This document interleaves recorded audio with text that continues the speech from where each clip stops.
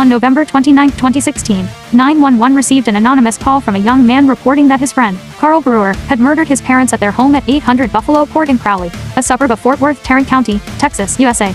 After failing to contact Carl Brewer, officers proceeded to his location and discovered the victims inside the two-story house after shattering the back windows.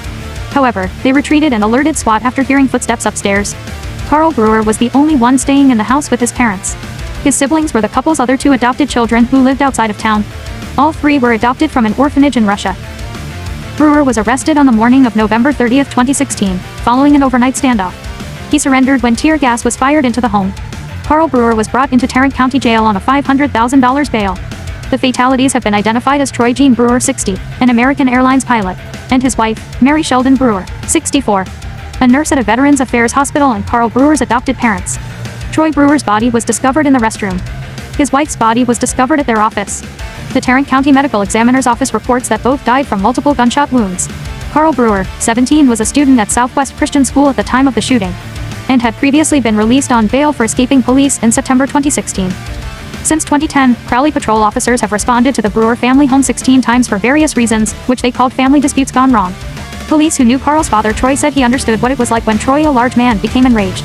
Troy was arrested for punching one of his sons in the nose, but the charges were eventually dropped.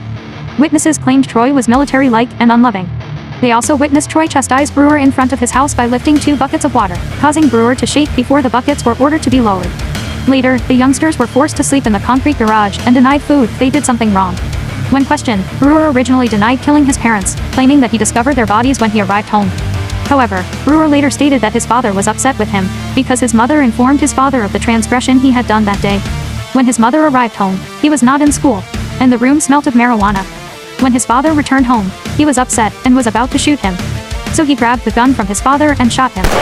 He also originally denied killing his mother, but then claimed that she was accidentally shot by a bullet that detonated when he seized his father's gun. Police believe the murders were premeditated, as Brewer informed a friend he had killed his parents, and lived with their remains for 2 days after they were killed on November 28, 2016. In February 2017, Brewer was charged with his parents' murders.